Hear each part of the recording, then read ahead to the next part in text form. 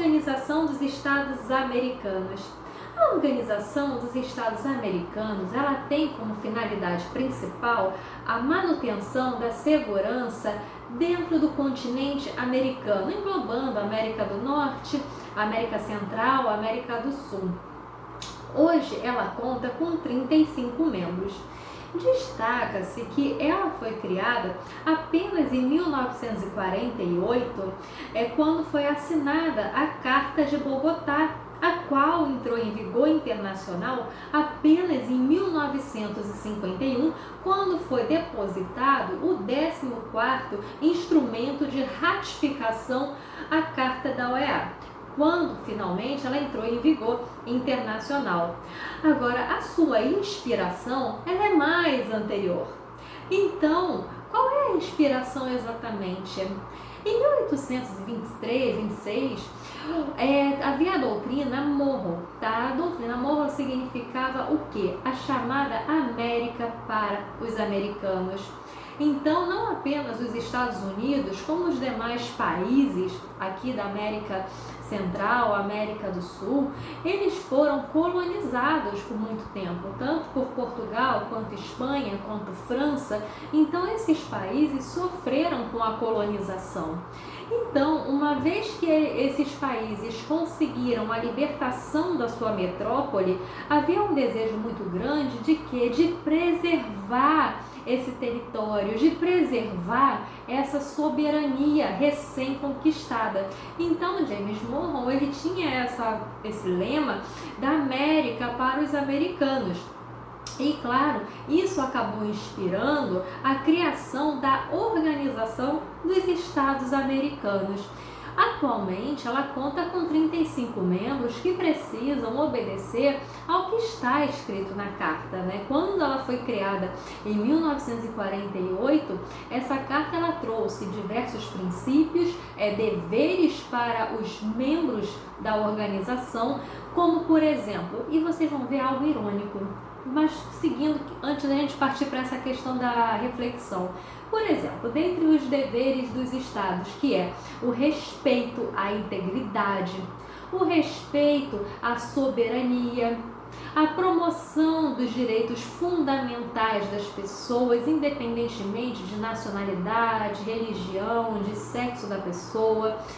Então, aqui, dentro da Organização dos Estados Americanos, há a necessidade de não haver uma ingerência de um Estado dentro dos assuntos do outro Estado.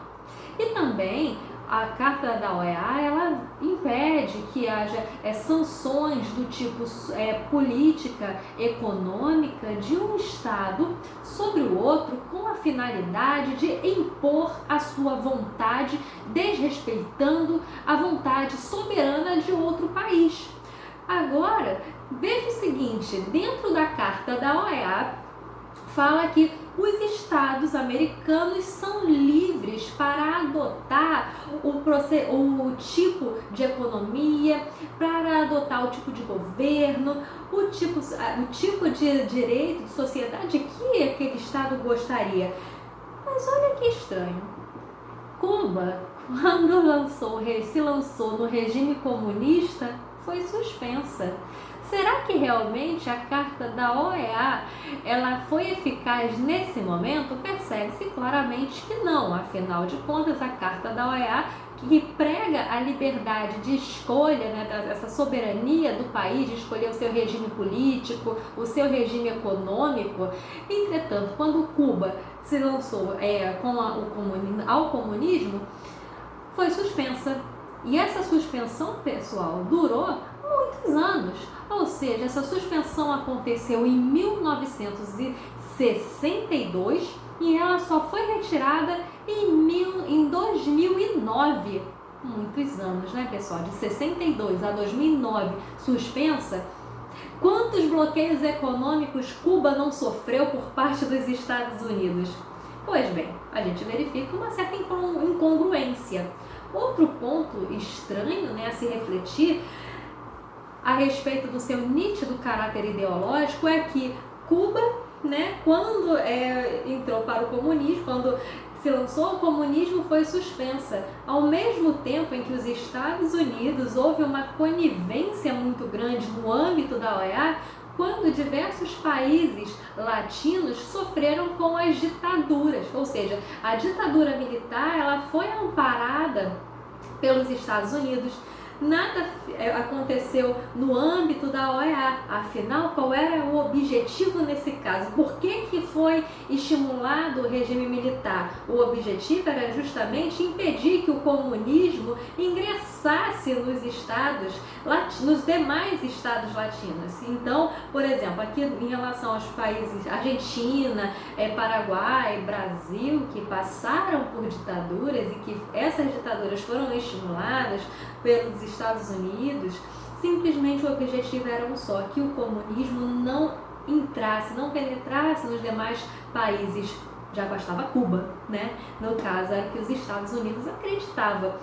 Então, uma das críticas que fazem à OEA é justamente essa assimetria, ou seja, o poder dos Estados Unidos dentro da OEA, porque por mais que a própria carta fale na não ingerência, no respeito à soberania, no respeito à integridade territorial, a realidade mostra que os Estados Unidos entrou, por exemplo, fez intervenção tanto no Haiti, intervenção na República Dominicana, ou seja, não houve esse respeito à integridade territorial desses países. Então, por isso, há quem defenda o quê? Uma organização dos Estados americanos exclusivamente latina, ou seja, sem a ingerência dos Estados Unidos, porque até então tinha esperança de que o poderio do Canadá viesse a melhorar essa assimetria no âmbito da OEA, entretanto, isso não aconteceu.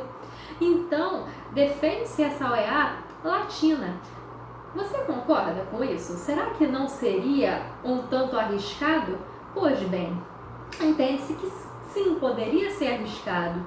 Afinal, uma vez que os Estados Unidos ficasse livre de ter que cumprir com a Carta da OEA, ele poderia muito bem colocar os seus interesses nacionais acima de tudo, inclusive partir para a agressão, porque poderio para isso os Estados Unidos têm.